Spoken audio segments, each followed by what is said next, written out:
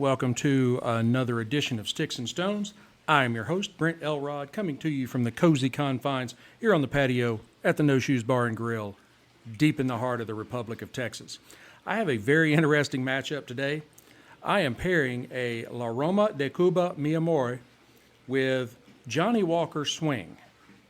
I think it's going to be a great matchup, so right after this, we are going to pop the cork, cut the stick, and get to toasting. Now, this Aroma De Cuba, Mi Amor, is a Bellicoso 5.5 by 54 on the ring gauge. It has a Nicaraguan binder and filler with a Mexican Cuban seed Maduro. That was a lot to get out. Visually, it is a medium brown.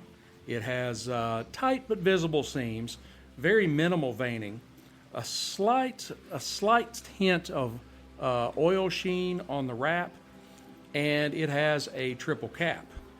Now on the nose, I get leather, some hay and kind of barnyard, and also some really nice cedar. Let's give it a cut, test out the cold draw. I am using the Cassetti dual cutter, the V-cut.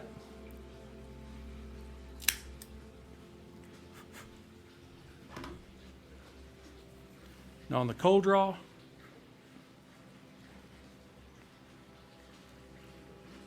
I'm getting some more cedar, a little bit of kind of a sweet earth, and then maybe also a little bit of undertone of something along the lines of raisins or plums. Now, most folks are familiar with Johnnie Walker. It originated in Kilmarnock, Scotland. It is the most widely distributed Scottish blended whiskey in the world, exceeding more than 100 million bottles annually. It was originally known as Walker's Kilmarnock whiskey, but after Johnnie Walker died in 1857, his son Alexander and his grandson Alexander II were mostly responsible for establishing the whiskey as a famous brand. Now, Sir Alexander Walker II, the grandson of John Walker, created Swing during the kind of the golden age of travel in the 1930s. On transatlantic voyages, bartenders would have to just desperately stow their loose bottles to prevent breakages. That unrelenting pitch and roll during stormy weather and high seas would just cause havoc with their whiskey stocks. I would know because I spent a couple of years in the Navy and did a lot of Atlantic cruising, not for fun. And yes, the pitching and rolling is very tough. But now, the Johnnie Walker Swing, Alexander created a very unique bottle that has a kind of a concave bottom so that it rocks. And so it will actually lean as the ship leans. The ship leans port, which is left. The bottle would lean starboard, which is right. That would help keep these bottles from falling over. Now, Swing, as with all Johnnie Walker offerings, is a blended scotch. It's made from about 35 whiskeys from mostly Speyside malts, but there are some Highlands and some Islay in there that will kind of help to give it a little bit of smoke and a little bit of peat, especially from the Islay, but still retain what is true Johnnie Walker. And then these are also matured in sherry casks, so I do expect a little bit of sweetness. Now, the Swing is 43% alcohol by volume, which is 84 proof. Let's go ahead and pour a glass, and unfortunately, this is a screw top. You know how I am about screw tops if you listen to my episodes.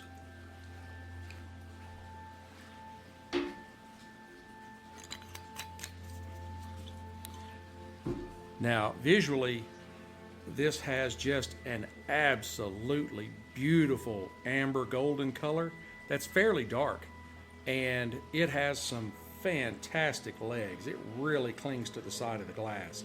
I expect this to be kind of, I don't want to really say oily, but a little more thick in coating than some of the thinner whiskeys. Now on the nose, I do pick up the sweetness of the sherry casks and a little bit of mild smoke, some spice.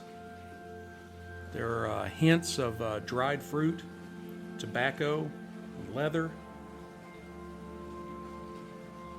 Wow, if you smell this, you can almost imagine being back on one of those transatlantic voyages with the wood walls and leather couches and just enjoying a glass of swing.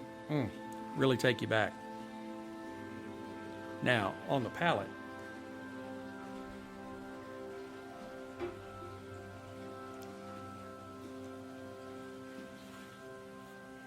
it's very smooth.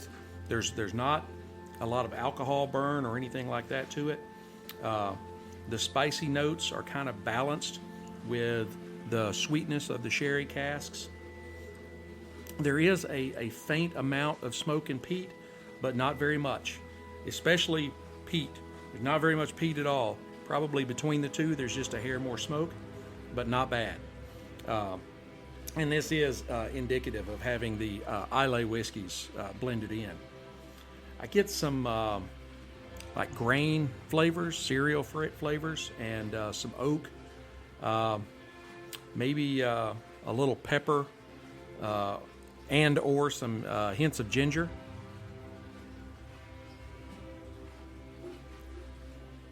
It is rather oily and thick on the tongue. Not too bad. That's a good thing. The finish is long, and it's very rich, and it ends with just these rich notes of like spice and oak, and maybe even some hints of clove. It is a very easy drinking whiskey.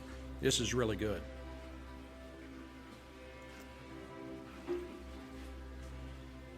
All right, let's fire up this stick and get this show on the road. I am using my Rocky Patel Envoy 5 torch to toast the end of this stick. It's my favorite lighter.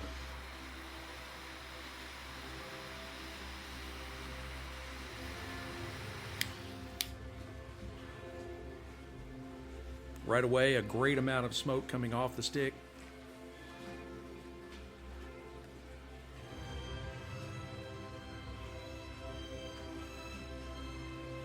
I get kind of a little bit of real rich milk chocolate, a little bit of cedar, some leather,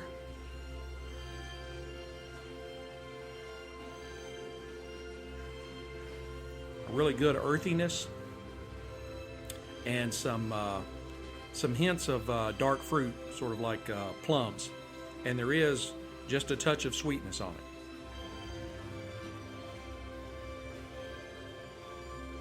This is a very copious amount of smoke coming off of this stick. That's a big word for a country boy.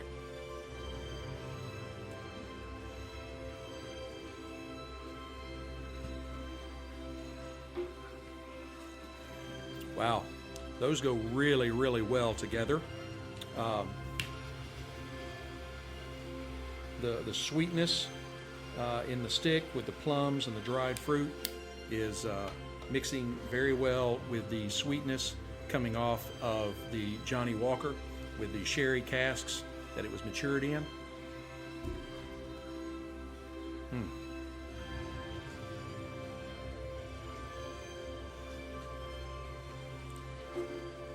Yeah, those are going really, really well together. They marry well.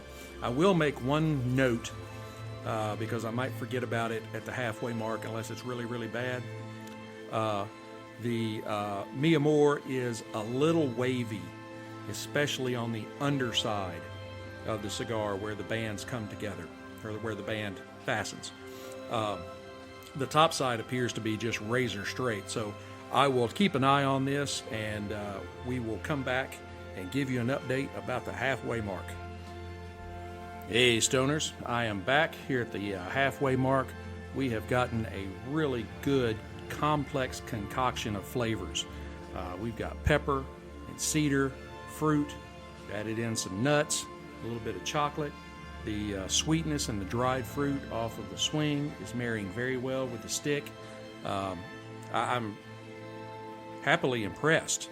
Had never really heard of swing and stumbled upon it and thought I was going to give it a try. And it is actually a very good spirit, and it seems like it is something that is very easy to pair with. So I'm going to go ahead and burn this stick down the rest of the way, and I will come back and give you my final thoughts. Hey Stoners, I am back. We are down to the band and the glass is empty. The last half of this stick gave me some notes of like bread or bread dough, roasted nuts, cedar, a nice creamy sweetness, and the swing complemented it very well with its own touch of sweetness from the sherry casks and some fruit and just a touch of smoke. I would give the stick 92 matchsticks out of 100, and I would give the swing 90 whiskey stones out of 100. The stick was a great smoke, and the Johnnie Walker Swing deserves a spot on your shelf for enjoyment, but also a second vote just for the distinctive bottle. I've not seen anything like it. It's very cool, and the spirit is very good, and I think, as I said about the halfway mark, I think you could pair that with a lot of different sticks. That will bring us to the end of another episode. I hope you have enjoyed it as much as I have enjoyed bringing it to you. Please hit like, subscribe, share, notify, ring all the bells so you get notified when I'm dropping new content. Share the episodes on social media. I really appreciate that. I appreciate you sticking with me on this journey. My move over to Podbean has been a really good one.